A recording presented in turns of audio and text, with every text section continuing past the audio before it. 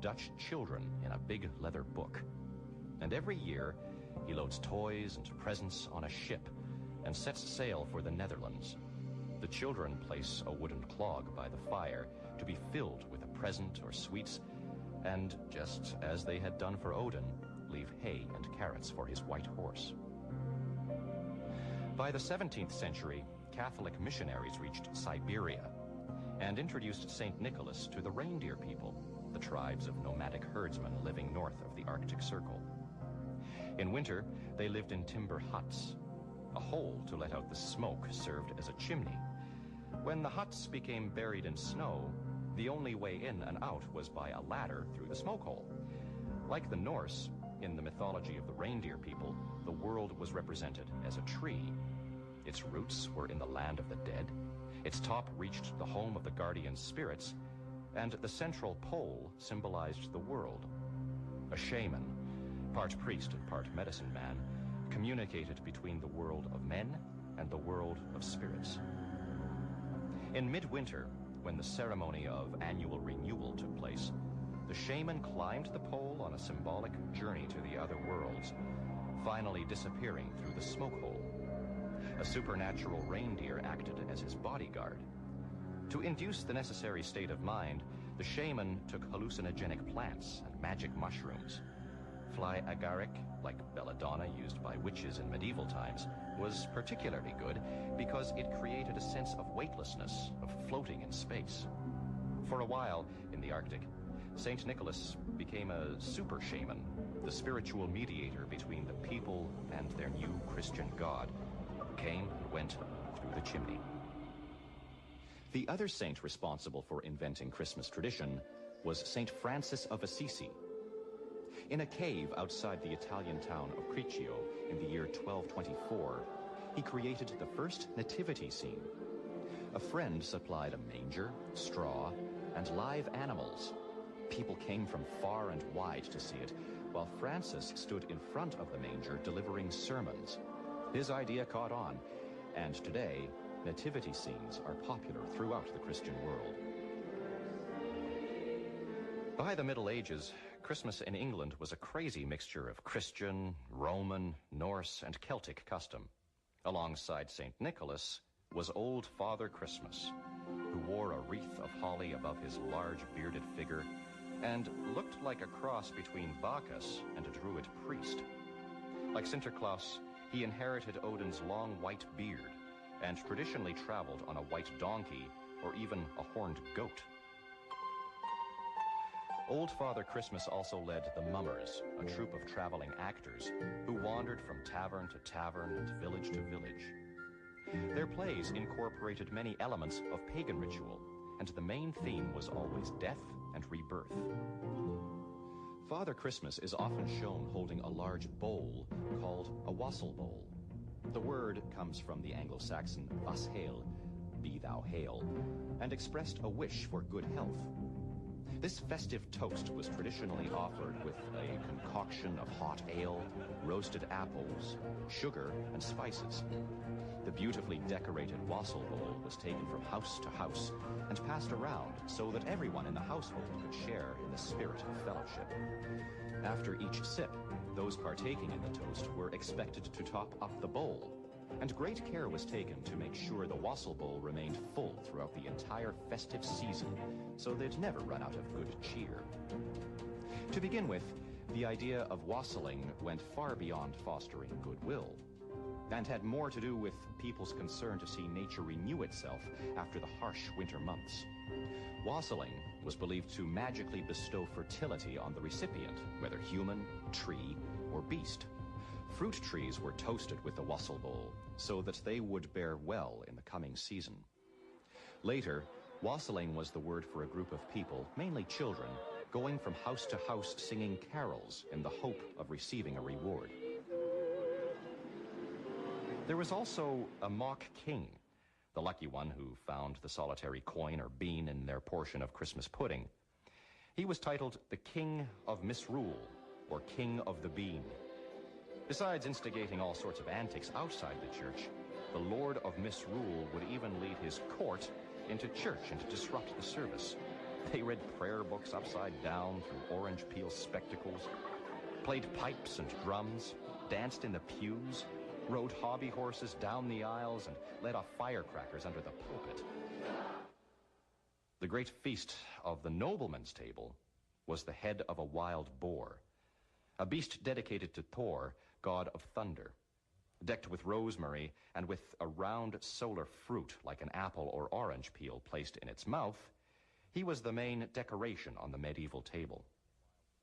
For a time, when the wild boar became extinct in England, the peacock became an especially prized dish. Later, the goose, the traditional German Michaelmas dish, became, until the importing of the North American turkey, England's most popular Christmas dish. Cakes and biscuits were baked in the shape of oxen or pigs, or in the shape of the horns of oxen, or of the Christ figure, or as wheels into which a candle was placed, a complete mix-up of sacrificial, Christian, and sun symbols, but all based on reverence for the grains of wheat and oats saved from the last year's harvest and baked in hope of a good year to come. The early practice of adopting pagan beliefs and giving them Christian meaning had its advantages. It made the church festivals popular, but it also encouraged a certain pagan lustiness, which finally led the Puritans of the 17th century to condemn all festivals as evil. In England, Henry VIII broke with the Catholic Church. The monasteries were dissolved and the pulpits silenced. In the Puritan strongholds of Europe, Christmas was abolished. Churches were closed, shops and offices ordered to stay open during what had been a holiday period. Christmas went underground. The great displays were over, and people began spending Christmas at home with family and close friends. In 1660, Christmas returned, and Charles II became king, but he never brought back the full-scale merriment Christmas had once known.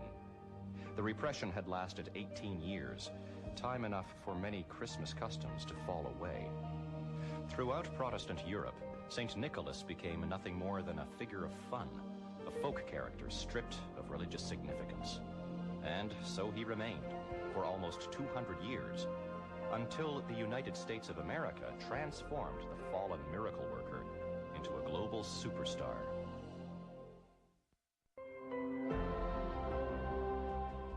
In 1626, the Dutch version of St. Nicholas sailed to America. He was the figurehead on the flagship of the fleet of ships bringing the first Dutch settlers. They settled on an island called Manhattan, where they had purchased land from the local Indians. Before long, a gilded statue of Sinterklaas was erected in the main square. Nearly 40 years later, the British renamed the place New York. But the Dutch stayed on, and their celebration of St. Nicholas Eve continued unchanged, except that in the century that followed, Sinterklaas became anglicized to Santa Claus. And it was in New York, in December 1822, that the first image of Santa Claus was created. Professor Clement Clark Moore, teacher of Oriental and Greek literature, wrote a poem, The Night Before Christmas. Although his basic character originated in the Old Dutch Sinterklaas, Professor Moore's Santa Claus incorporated characteristics from many other European cultures. It was the Germans who first gave Santa his red, fur-trimmed costume, the Scandinavians his small stature, which enabled him to slip down the chimney, and the Russians his flying sled and magic reindeer. Meanwhile, in England, Christmas had never really recovered. Then, in 1837, Queen Victoria came to the throne and married Prince Albert. Albert was from Germany, where Christmas had never disappeared. He himself was one of the great authorities for the reinvention of the English Christmas. He introduced the first Christmas tree and helped to popularize carol singing. While some customs were being imported, new ones were being created. In 1843, Sir Henry Cole invented the Christmas card. A well-known London art dealer who aspired to improve the general public's taste, he believed that everyday things should be beautiful as well as useful. He came up with the idea of a Christmas card, a simple yet attractive token of friendship to further enhance this special day. Cole commissioned J.C. Horsley to design the picture for his first card. It was based on the common medieval artistic device of a set of 3 illustrations. The central one showed a jolly party of adults and children with plenty of food and drink. And each side panel represented good works, the clothing of the naked and the feeding of the hungry. By the mid-1800s, both Father Christmas and Santa Claus had been used by businesses to sell everything from soap to nuts. But it was Coca-Cola who really exploited Santa's commercial potential. At Christmas in 1931, Santa Claus was shown swigging from a bottle of Coca-Cola on billboards, in magazines, and on shop counters all over the United States. And wherever in the world where Coca-Cola was being sold, Santa Claus was there to promote it for the next 35 years. But this Santa was different from the small, gnome-like character described in Moore's poem. This Santa was an all-American male, big, strong, and 6 feet tall, and he took the world by storm. Today, his popularity is undisputable. Well, good morning, boys and girls. My, how glad I am to see all of you children here this morning. How many of you boys... In New York, there's a place called Santa's Workshop, North Pole, where Santa Claus is on duty all year round. And there's a college for department store Santas where you can get a Bachelor of Santa Clausing. There's even a town called Santa Claus, Indiana, where at Christmas, hundreds of thousands of parcels pass through its post office to be stamped with the local postmark. Yet, in a strange way, even the commercialism adds to the Christmas spirit. Shop displays look magical and exciting, and sometimes, walking along the brightly lit streets with your arms full of Christmas surprises, you can't stop that special, childlike feeling of excitement and anticipation from welling up inside.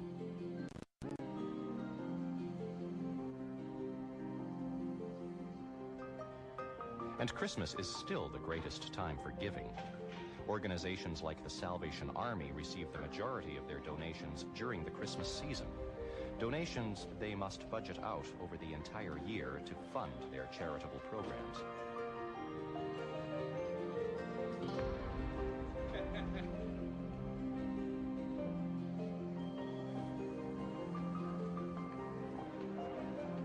And so many people offer to serve Christmas dinner to the poor that many would-be volunteers have to be turned away.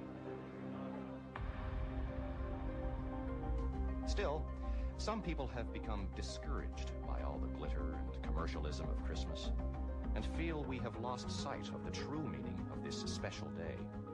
Looking back to the ancient rituals of the pagan midwinter festivals, they are creating new Christmas traditions designed to recapture the true spirit of Christmas.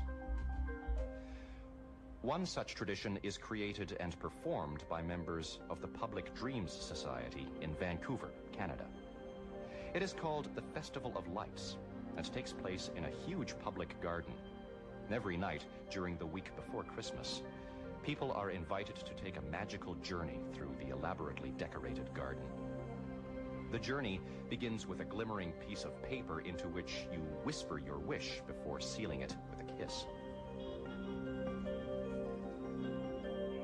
As you continue down the path, supernatural beings juggle torches of fire along the way. Before long, you discover a simple garden shed magically transformed into an enchanted cave. There, you light a candle in the hope that your wish will come true. At the end of the journey, you toss your wish into a fire and release it to the universe. The forms, names, and rituals of Christmas may change. Its true meaning may become lost or go underground for a time, as it did during the Reformation, and perhaps will again under the pressure of commercialism. The Christmas spirit, the spirit of joy, celebration of life, and goodwill towards all, has been with us since time immemorial, and no doubt always will be.